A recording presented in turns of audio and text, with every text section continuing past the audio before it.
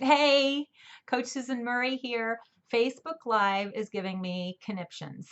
So I decided to ditch the attempt at the live stream, and I'm pre-recording this. And so let's get going with it.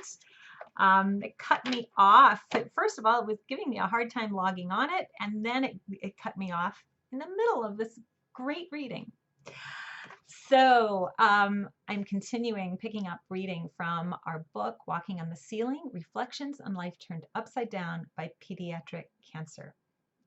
And I will pick up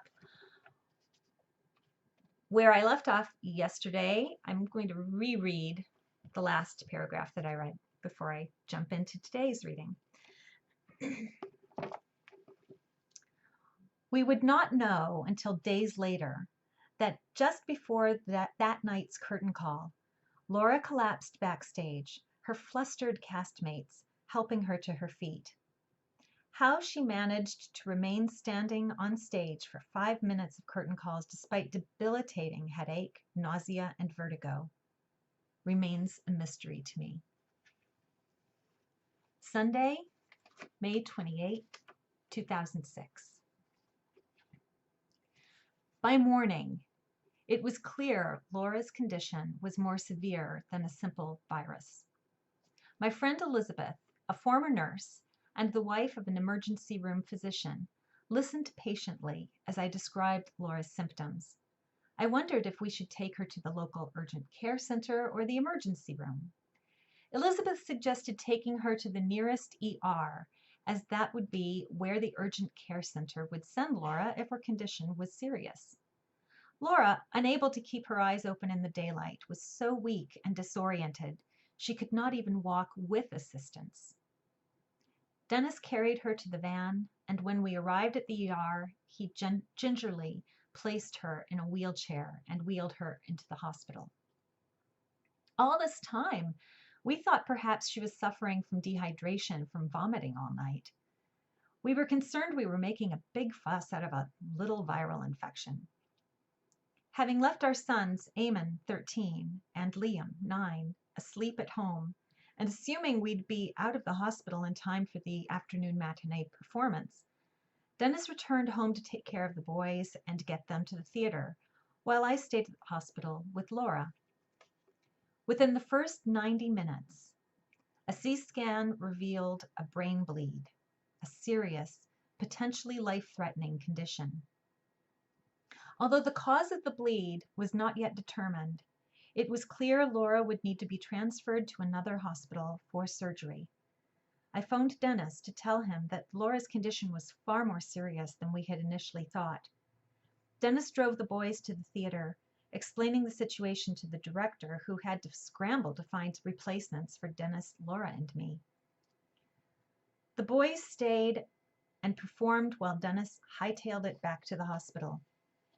Meanwhile, the emergency room physician overseeing Laura was on the phone locating a pediatric neurosurgeon available on Memorial Day weekend.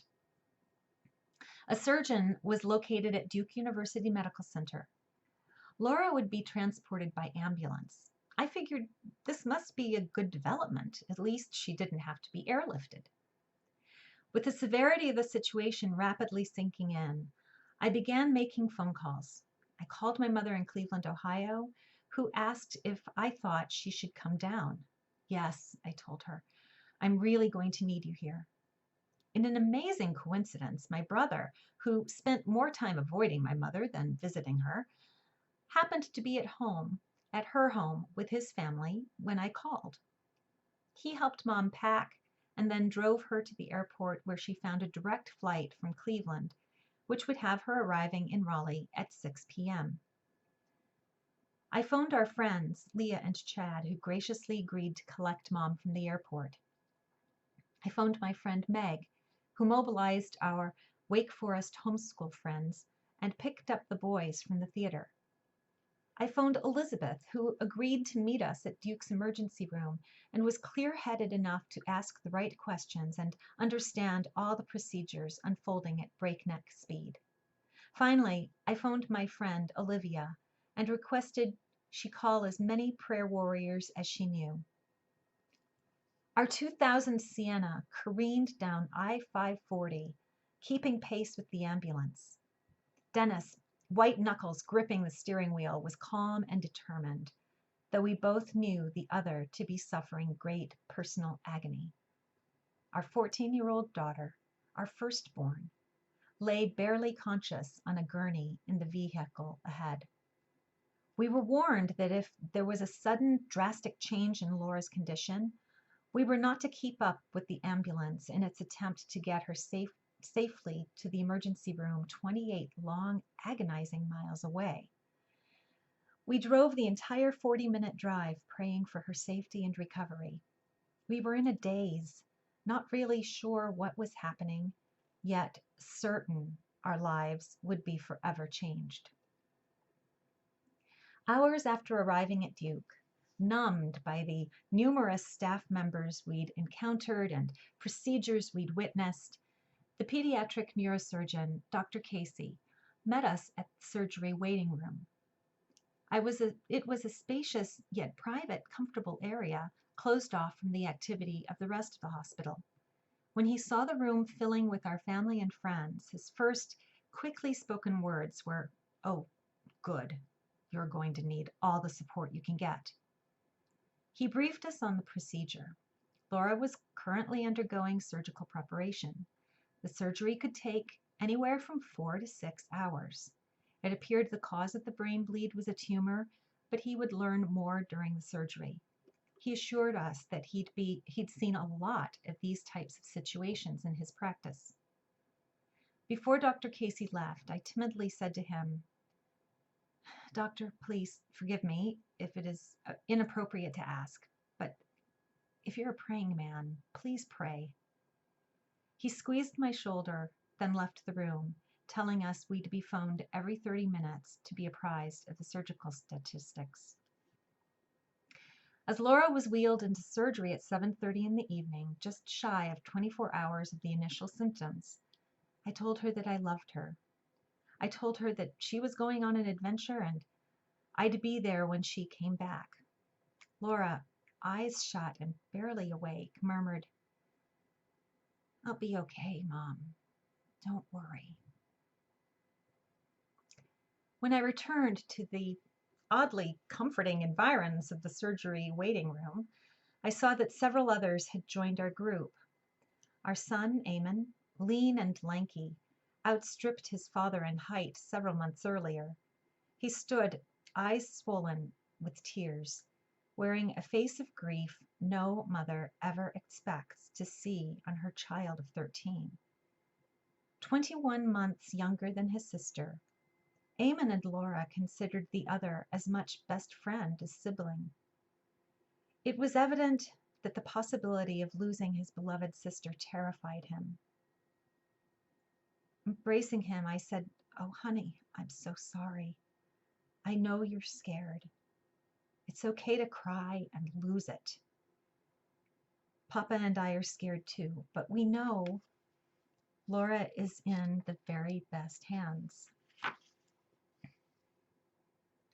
We would later find out from my sister, who has always had a knack for finding out things, that Dr. Casey was indeed the very best pediatric neurosurgeon available, that he was on call during a holiday weekend, that he was scheduled to soon leave Duke for a new position out of state, that the brain bleed occurred while we were home in North Carolina rather than on a plane over the Atlantic or in a remote village in Europe.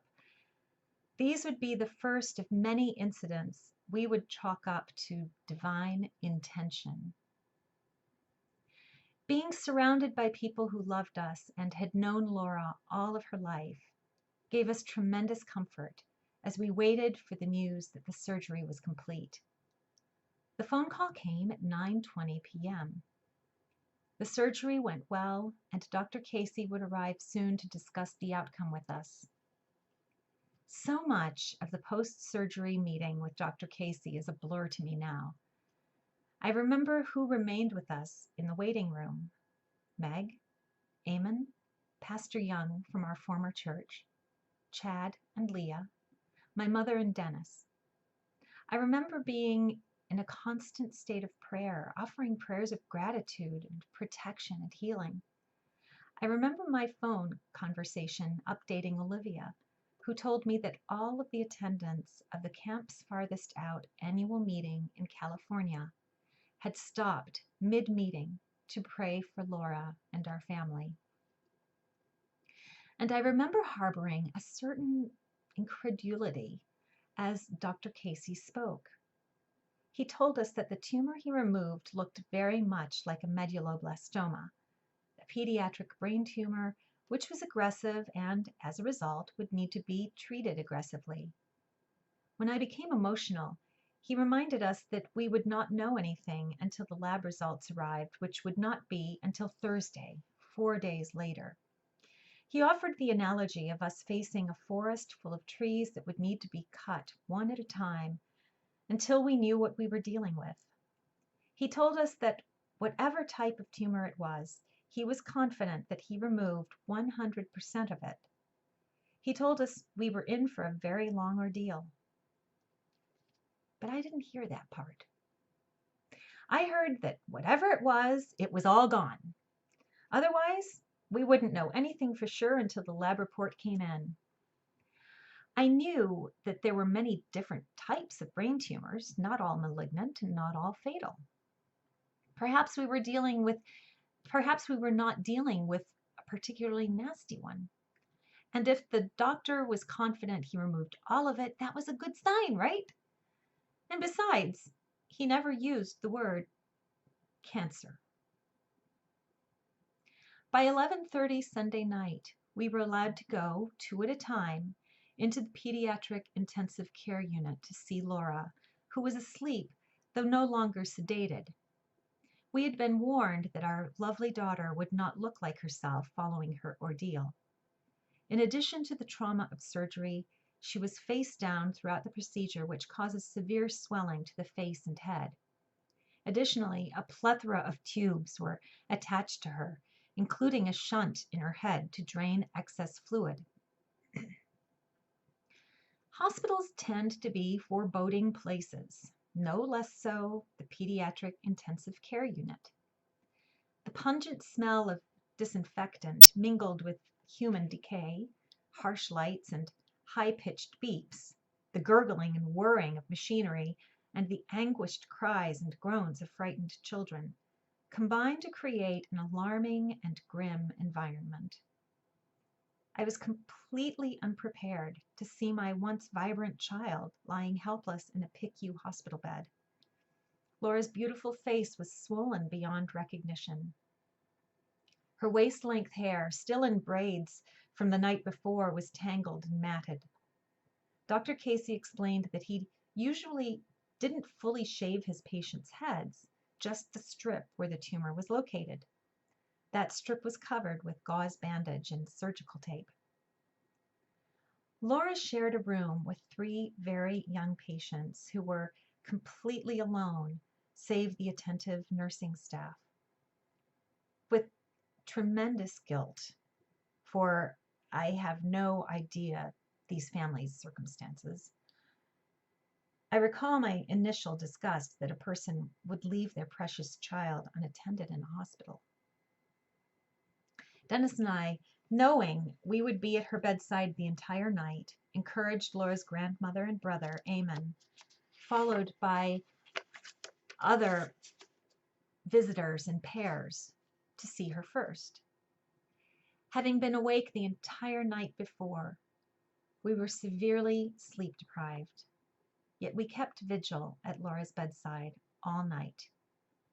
We sat in chairs on either side of her bed, with our outstretched hands clasped together over her resting form. We prayed, and then we prayed some more.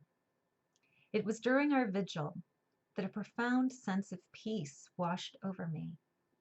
I was convinced that, no matter what the diagnosis, Laura was not only going to survive, but thrive.